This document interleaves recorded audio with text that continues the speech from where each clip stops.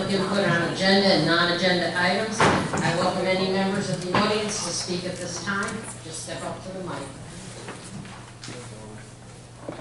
Okay.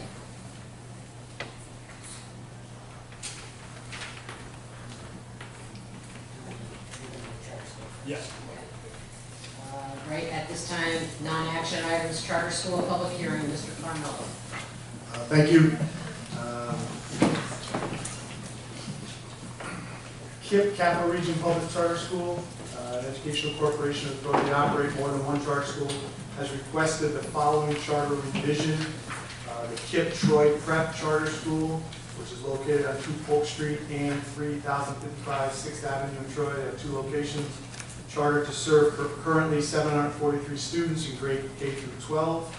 They are growing to almost double, 1358 students in grades K through 12 by 2028-29, final year of the current term. Any change to a charter like that, we're required to have a hearing because we're the host city. The interesting part is the school is requesting a charter revision to relocate its high school to a new facility in Albany. So I think that'll end up actually being a good thing for us. You'll hear tonight when we go through the budget hearing about all the great things going on in the district, and all the absolutely fantastic things that Troy High School has to offer. So I've always said it and continue to say, if you have a son or daughter in Troy, the best place for them to get educated is here in the Troy School District. And now that the kids at the high school level have to travel to Albany, I'm hoping that we will get some of them back. But this is the required hearing. I don't know if there's anybody here for this hearing. Close it up. Thank you. Before we go into the budget hearing, we went to do John and Adam's budget presentation, and parents were asking about who was running, and we don't have a meet the candidates night. So it's been requested that I just introduce the 3 candidates that are running. There's only one here, which is Ebony. We're not going to let her lead. So the first candidate is Nathaniel Wooten. Mr. Wooten is seeking his first term as a district board member. He has an Associate of Applied Science degree for golf course management from SUNY Delhi, as well as a Bachelor of Professional Studies degree from SUNY. Over the past 5 years, Mr. Wooten has served on the Board Citizen Advisory Committee during budget planning. After a 20-year career at Hartford Insurance Company, Mr. Wooten is now a contract consultant with the Mom Project supporting KPMG. He served as a Cub Scout den leader for 4 years, also volunteers occasionally with his daughter's Girl Scout troop. Mr. Wooten enjoys spending time with his 3 children who have attended School 14, Troy Middle School, and Troy High School. Our next one is Ebony Conway. Hold on. Right here. The computer. I'm going to watch out for you. Maybe the batteries are good. There she is. I got the first one. Our incumbent, Ebony, a proud Troy High graduate, is seeking re-election to the Board of Education, where she currently is serving as Vice President and serves on the Policy Committee. She holds both a bachelor's and master's degree from Russell Sage, where she is currently serving on the Board of Trustees. Ebony brings over 25 years of experience at KeyBank, where she is a Senior Strategic Program Manager. She also is a member of the School 14 PTO.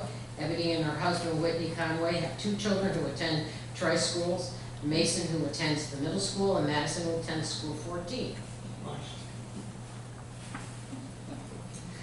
The next one is Davina May O'Donnell. Davina is a graduate of Troy High. She attended Siena College for her bachelor's degree, and the College of St. Rose, earning her master's degree in social work. Ms. May O'Donnell is currently the Assistant Vice President of Mission and Director of the Damietta. I'm Italian, I'm going to pronounce that. Center at Siena, as well as serving as an adjunct professor. Ms. May O'Donnell previously worked as a school social worker for the Troy City School District and the New York State Office of Children and Family Services. Serves on a number of committees such as Student Retention, Academic Success, Presidential Action Committee on Diversity and Inclusion, MLK Lecture Series, and the Mental Health Task Force. Candidates are running for 3 open seats on the Board of Education. The vote is May 20th. Good luck. At this time, Mr. Carmelo will be doing his budget show. Thank you very much.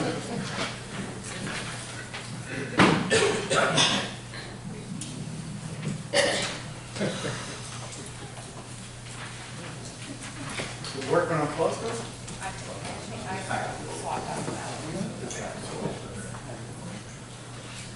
Okay, thank you. Adam and I have been to a couple of parent groups already. We have 3 or 4 next week as well. This is our official budget hearing for the 25-26 adopted budget. Start all the budget presentations the same way with the mission statement that the Troy City School District will provide a strong educational and social foundation to graduate all students college and career ready. It's what's at the forefront of our minds when we're making all decisions, but certainly, and most importantly, when we're making budget decisions, so we can make that a reality for every student. Same slides as I've had, we continue to be proud of all that's happening throughout the district. These are the things about student achievement. You'll see a slide later when I do a lot of bragging about outside of the school classroom kind of accomplishments, both equally important. Our proficiency rates on the grade 3 through 8 ELA and math assessments continue to rise, well above the pre-pandemic rates. That was certainly not just here across New York State and across the country, a drop in scores and achievement in schooling from the pandemic. We've reached back up and surpassed where we were. We've met district goal number 1. District goal number 1, just as a reminder, is about each individual student getting better. So if a student scores a 1, we're trying to get that student to move up to a 2, 3, and 4. Students that score 2s will move to 3s and 4s, and we're trying to get 20% each year of those students in those categories to move up, and we met that goal this past year. 5 of our 6 schools have their highest recorded math proficiency rate. That's the 6 schools that take the 3 through 8 assessments. 3 out of our 6 had double-digit math increases. Carroll Hill School, where we were on Monday, they were the only school that increased in both ELA and math. School 16 continues to outperform the state proficiency rate in both ELA and math. And School 2, after 9 or 10 years, lost track, of being identified as a receivership school, which is the highest form of need according to the state assessments and the state accountabilities, was removed last year for their achievement. So that was really great. So all stuff we're proud of. That's not everything, obviously. There's a lot of other things that we're proud of, but that's just a quick highlight and snapshot. We're committed to continuous growth and improvement, always striving to get better. This is a district that lives by that, so if something goes wrong, we're trying to look at the data, we're trying to figure out what happened, what went wrong, and try to make it better. When things go right, we continue to look at it and say, okay, now what do we do to make it even better than it was? We're always, and you'll hear about it in a little bit, we're always trying to add new things, we're always trying to make things better for the students here in Troy. We've developed a budget that will allow us to meet the needs of all of our students, help to ensure that each one has the necessary tools to succeed. And you'll hear this a few times. As we plan for the future, we'll continue to be conservative and strategic with our choices. There's our proposed budget, 142,368.20. The board approved that back on April 22nd. It was later than usual, and it was later than usual because the state is later than usual. But it's a number that we're happy with and proud of, and we'll go through the details here. It's been a difficult budget development process, and people in this room know that already. Extremely late state budget, still to this day, it's May 7th today, we still don't have the state aid runs. And that's what we need. We need to know, Governor Hochul's out there, she's saying things that are been agreed to, but until we see that sheet that has the actual numbers on it, we won't know. We do know that our projection was to receive the minimum foundation aid increase, which was 2%. Right? So across the state, there were districts that, there's a whole formula, as you know, and that formula is being updated, which is coming up in a minute. But that formula determines what the state aid is. And some are getting even around this area, 6, 7, 8, 9%. Anybody that was projected by the formula to be less than 2 was bumped to 2. 2 is not enough for us. Districts like ours that we're 65% dependent on state aid. We get 65% of our revenues from state aid, and that's a lot. When we get the minimum, that hurts us, and what it did to us. That draft one had a $4 million budget gap that we had to try to navigate, and we have, but it was not easy. And then the future state aid is uncertain and unknown. There's a new formula. We think it's coming next year or the year after. We have no idea. Again, the talk is that districts like ours with high needs kids, a high needs area, will get our fair share of money, but we'll see if it happens in reality, because that was also the talk before this year's governor's budget was released. Despite all of this, we're proud we've still be able to develop a budget that's fiscally responsible and educationally sound. So the last 2 nights, again, we were at Carroll Hill on Monday, we were at the Middle School Booster Club yesterday, and this is a slide I spent a lot of time on. It's one that I'm really proud of. I think the board's really proud of it. If you look at that right-hand box, that purple box, the last 9 budget cycles, we're talking about a total of 5% total levy increase, with 5 zeros on there. The last 4 years, we've had a 0% increase. So that's been really, really great. We've been happy to do it, and I think our taxpayers have been happy to get it. Each year we said we don't know how long this can last, and this is the year that it can't last. As I said, with that 2% from state aid, the $4 million gap, we needed to go to the taxpayers for some relief. So 1.75 is where we landed. Our tax cap, if you look at the third line down, is 2.57. We could have gone that high without needing a supermajority.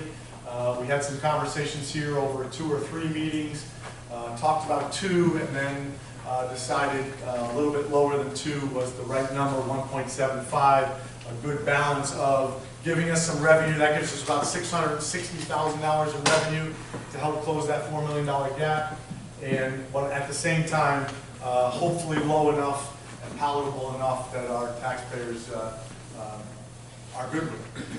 $5.25 a month on average for the average home. So I think it's a good number. You'll see in a minute, we're maintaining all the great things we have going on in the district, and so for that amount of money, I think hopefully we're in a good spot. We've been under the tax cap for the last 13 years. Again, always keeping the overburdened taxpayers in our mind. And conservative and strategic with our choices. I said that on a couple slides ago. So that $4 million gap, besides the 1.75% that we'll get from the taxpayers, we had to cut some money out of that budget for sure.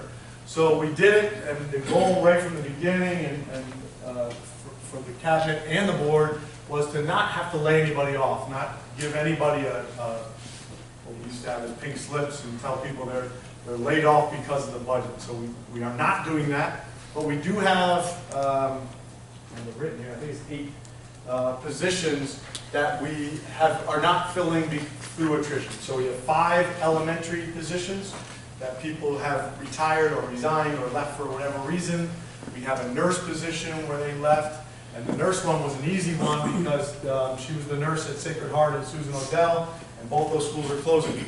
So that's one where we saved that whole salary, the whole thing, without worrying about it. And then we had an instructional coach. So every elementary school and the middle school each had 2 instructional coaches. 2 of the elementary schools shared a third one. That third one, I mean, she's not necessarily the third one, but one in those 2 buildings left us about a month and a half ago, and so we didn't fill that one. Again, it's a kind of a simple attrition to say, all right, now everybody has 2. We needed it at the time, but we're going to be able to do without it. So every position where someone leaves, we will do a full review and see if we need to replace them. Some, I used the example the last 2 nights, we only have 1 physics teacher in the district. So if the physics teacher leaves, we have to replace the physics teacher. But as other people leave, if we can figure out a way to do without that position, without hurting kids, then we will certainly do that. Besides the attrition, we found a way to fund 3 social workers, and we did that by taking them out of the general fund and using one of our special ed grants for this year to pay them. That's not a long-term solution because there are other things that are in that grant, and we were able to use some carryover money. When you don't use all the money one year, you can carry over some of it to the following year, so we're using some of that money to fund 3 of our social workers. So as far as the general fund goes, it's almost like they're not in there anymore, so we're saving. So all of that, the attrition and using those grants was about a almost $1.3 million savings, 1.27. That with the 600,000 cut that $4 million just about in half. And then, as you know from our conversations the last 2 months, we're using reserves and some additional fund balance to fund the rest. Again, really fiscally responsible, and at the same time trying to make sure we're not cutting too much so that our kids can still be successful. And that's this part, educationally sound. So we want to be fiscally responsible, we want to make sure we always got the taxpayers in mind, but we also want to make sure our kids are doing their best. We want to make sure that they get everything they need to be successful. That goes back to the mission statement from the first slide. And this budget maintains all of those things right there. Quality instructional programs, that's the teaching and learning that's going on every single day in all the classrooms throughout the district, in every single building. That's about the state assessment results that I showed you in the beginning. That's about our graduation rates. I was talking to Mr. Monk just this week. Our graduates can compete with any graduates in New York State. We've got graduates full ride to MIT, Cornell graduate, RPI. One of the Booster Club ladies said Stanford. You got a Stanford one? Last year. But I mean, our instructional programs are as good as anybody in the area. Small class sizes, so even with the 5 attrition ones that I just talked about, we're still at a 17 average class size at the elementary level. That's really incredible. I thank the board. Every time we talk about this, it's really, really great. I mean, there are many districts in our area at the elementary level that have 28, 29, 30 kids in the class. Amy Frazier last night at the Booster Club talked about when I was superintendent. She said she had 30 kids in her class over at School 16, and I walked in and she said I split the class up the next day, so it was pretty nice of me. But it's not that long ago in this district that we were looking at class sizes like that. It makes a huge difference. I mean, I think that's pretty obvious and goes without saying, but to have 17, and some of those still have co-teachers, the individual and targeted support that those kids are getting is remarkable, and it's really been impactful. Crucial support services for our students, including social emotional supports and special ed supports for kids who need academic assistance. Again, the small class sizes maintain, the critical supports maintain. Our advanced placement college and high school classes, so we have 26 different classes at the high school that lead to college credit. 7 of them are AP classes, and 19 are for college credit at Hudson Valley or UAlbany for the majority of them. And going back to one of my first slides that said we're always looking to get better, Mr. Monk has put in for 4 additional ones for next year. Let's see if I can remember Mr. Monk. Forensics, criminal justice are the 2 you said we're not as sure, right? The other 2 are journalism and art and design. So again, we have 26 already. Our college and high school program, I keep saying it, but is as good as any district in the area, any high school in the area. Which again, going back to Troy Prep High School, I mean, you're not getting anything near the level of college classes that we're getting here. But to have 26 and then have the administration at the high school still trying to add to that's again what we're about. We're always trying to get better.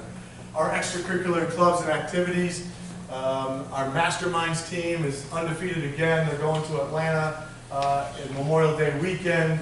The best performer on that team is the #1 scorer in the state, Demetrios, I say his last name. Gordos. Really just brilliant kid and really great. It's like a quiz bowl thing, really great at that. Honestly, my team's 2 for the middle school, 1 from 18 made it to states. Even in extracurricular clubs and activities, we're trying to get better. We have esports, that's relatively new. We have girls flag football, I guess that's in athletics, relatively new.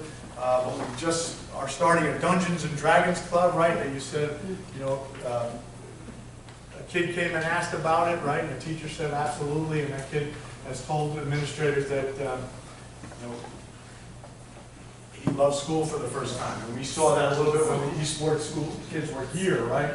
They felt connected for the first time. And so the Dungeons and Dragons Club, there's a walking club, there's a dance club. And you gave me a 4th one of those too. Hold on. Oh, you're thinking of it too? I know what it is. Yeah, look it up. Oh, the art competition club. What is it? Art competition. Oh, yeah. There's a name for it. Yeah, OBA? Art Olympics. Something wrong with that. Olympic visual arts. Olympic but mock trial. And mock trial. Mock trial, Yeah, yeah. there's more than that. So again, a lot of things, we have a lot of things, but we're always looking to improve them and keep going. Our elementary after-school program, that's actually grant funded this year. We're talking about karate, floor hockey, girls or flag football, lacrosse, and basketball. 5 programs, 5 days a week in all of our elementary schools. So every single elementary school in Troy, every day of the week has something going on after school in terms of one of those sports. That's really incredible. And you don't find that anywhere. And we're really, really proud of that. All of that is staying. Our athletic programs, we've had some success. Sectional finals in boys soccer. Was it boys soccer? Sectional win in boys soccer. Hold on. Oh, boys swimming sectional finals. Boys basketball sectional finals. Last year's softball sectional finals. Golf had 3 sectional qualifiers. And girls basketball and boys soccer a sectional win for the first time in a while. So really, really great stuff. That switch to the Colonial Council has been really great for us. And again, the girls flag football now is a full sanctioned program in the area, and we were the first ones in Section 2 to have that 2 years ago. Thank you to the board for that support. And our music and art programs. Anastasia was the spring musical, also the fall play, and the last 2 years, the middle school has also had a musical, which has been really, really highly received. Everybody's really loving that. Our band played down at the Board of Regents Holiday concert down at State Ed Building, in the beautiful building. They all went down during the day and played, and Matt's son had a little solo on the saxophone. It was really great. Dr. Watson, Mr. Monk, and I were down there. Really, really proud to see our kids being able to display their talents like that. And there's so many art awards, too many to mention, but I think the displays are up still at the Art Center, K to 12. We just got another email today from this left away about an award that our arts, I feel like we get one every week about our art kids getting awards for their drawings and paintings and those kinds of things. So many great things going on. Too many, again, that's not all of them, but just couldn't be prouder of all that. And this budget maintains it all with a 1.75%, $5 a month to keep all of that stuff that I just said, hopefully is the right price. Transfer. I feel like we should clap for that.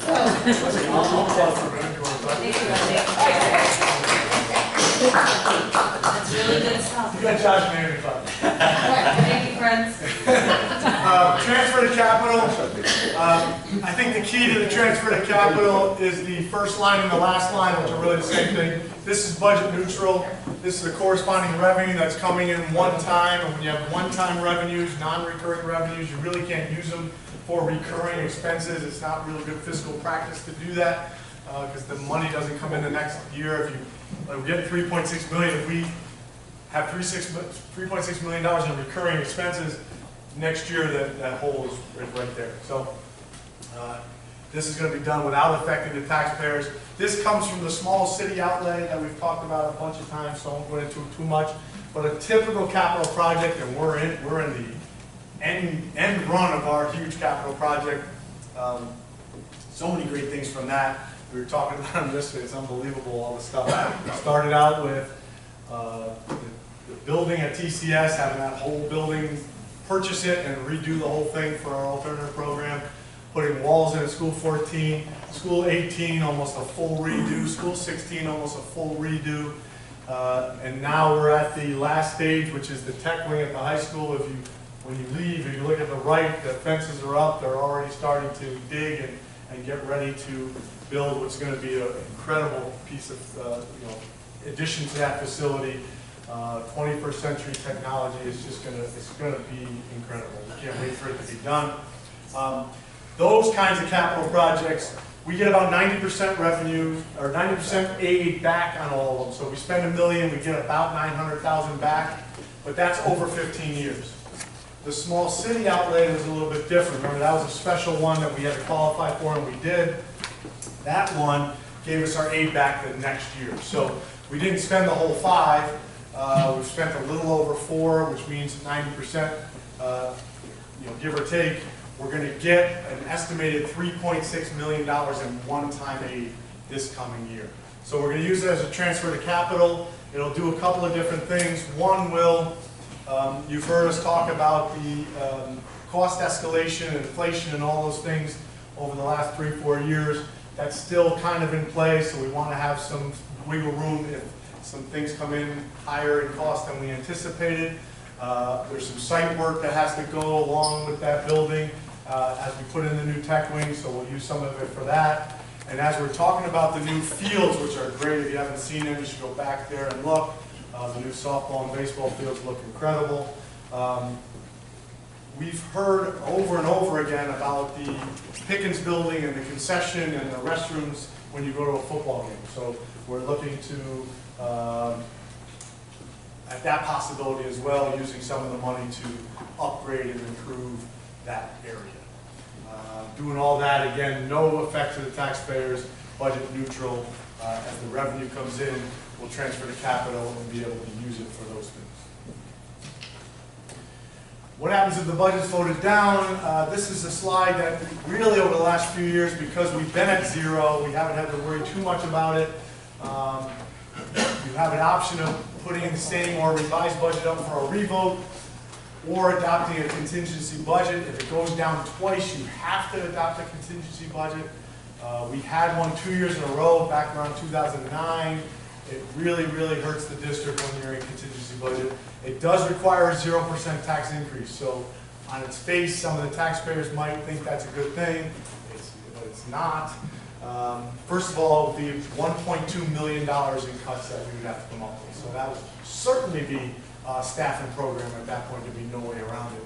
But also, contingency budgets have restrictions to them. You can't have public use of buildings for non-district events. No visitors using it. We have, our buildings are used pretty often during the week, as you know. All of that would have to end. And no purchase of student supplies and equipment. And the big thing there is computers and technology equipment. So those 2 years that we were on contingency, we couldn't buy anything. So the facilities department got really far behind in the things they needed to buy, and our students and staff got really far behind in our computer and technology equipment because we couldn't purchase anything. So it would certainly be devastating. Hopefully, again, we put together a fiscally responsible education sound budget that people can support. We are committed to continuing our trend of improved student performance, ensuring we meet the needs of all of our students. And we're back to all of our elementary schools in School 12. The last 2 years, School 18 was under construction, and then School 16, so they had other places to vote, but now we're clean. Everybody's got their elementary school or School 12, but they're really different. Remember, the last couple of years ago, the city of Troy actually changed the district, so we have ways to get on our website to verify yours. I think we have something you can scan. And the postcards came today. Postcards are out. I heard that they came today. So the postcards is something new that we started this year at our special vote that we had, and we will continue. Really, really helpful, I think, right, to get that postcard and the iPads will be on site like they were for the special vote. Got good feedback on those too, make it really user-friendly to get in there and vote and get out. May 20th, 7:30 to 8, like always, and please come out and vote. Questions? I still didn't do that. Okay. Questions? Thank you so much. Thank you, Mr. Furlong.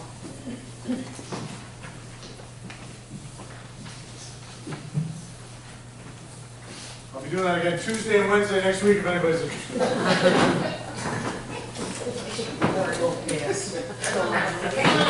And I used to come to all of them, not anymore.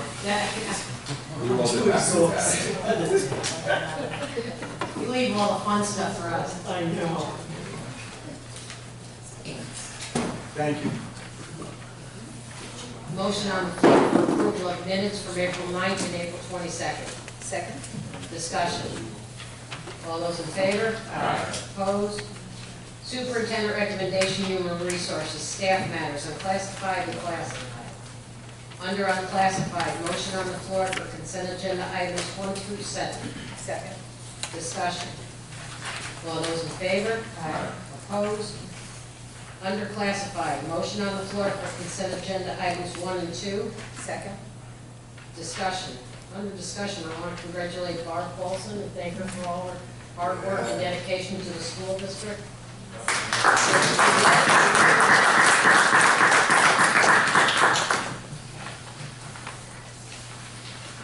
Under superintendent recommendations programs, motion on the floor for consent agenda items 1 through 3. Second. Discussion. All those in favor? Aye. Opposed? Under superintendent recommendation, business finance, motion on the floor for consent agenda items 1 and 2. Second. Discussion. All those in favor? Opposed? District announcements, future board meetings, all meetings will take place here at 6 o'clock. May 21st, board meeting to certify the vote. Please let Teresa know whether you will be in attendance for that, so that's like a must. Is that class night too? No, 28. the night after, isn't it? Last night's the 28th. 28th, the week, Oh, that's the whole after. week. Yeah. So when's your class day? Like the sort of work day? Thursday the 22nd. Oh, so that's They'll do before that class. before. Oh, okay. Yes, sir. TCS principal presentation, June 4th, retiree and tenure recognition. And then the budget information, which you should all be marking your calendars. 2 in 1 night, that's gonna be fun. Yeah, our idea of fun. 4. 4 and 2 nights, yeah. So, and now for the good news. This week is Teacher Appreciation Week, and thanks to our families, students, PTAs, and PTOs throughout the district, our teachers are feeling the love. Thank you to all our incredible educators for your dedication, collaboration, and enthusiasm. Because of you, our students are ready to take on whatever lies ahead for them.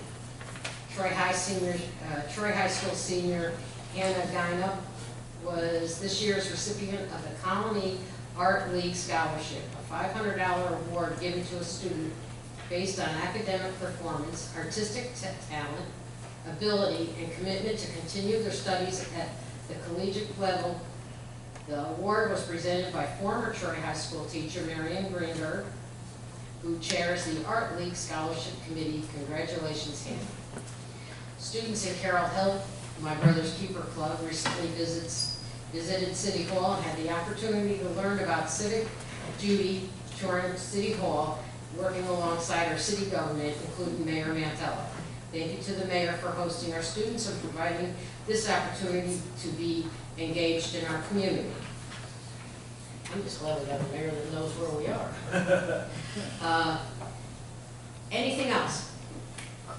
And today is also National School Nurses Day, too.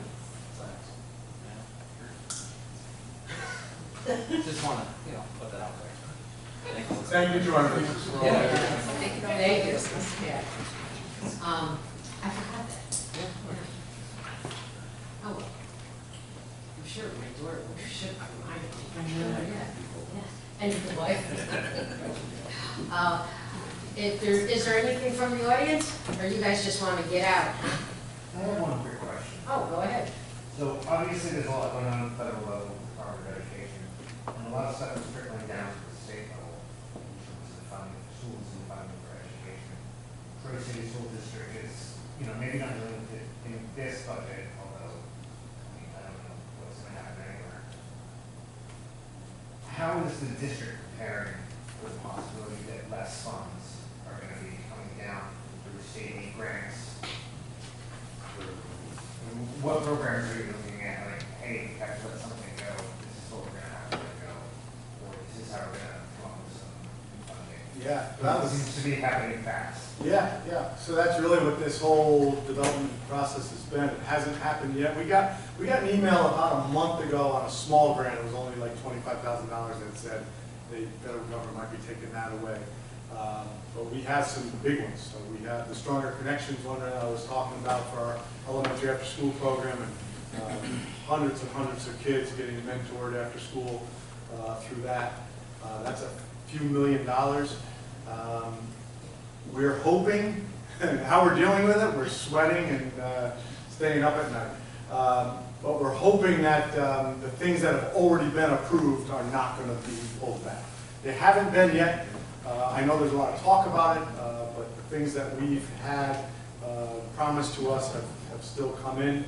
But that's where that first slide where we said we're being cautious and conservative and strategic with our choices. We're trying to make sure that we're not adding things that we won't be able to maintain. So we're going to be conservative and strategic until we really hear what the final answer is. Good question.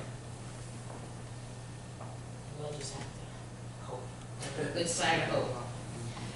If there's nothing else, motion on the floor to adjourn. Second. All those in favor? Opposed? Good night, everybody. Have a good night.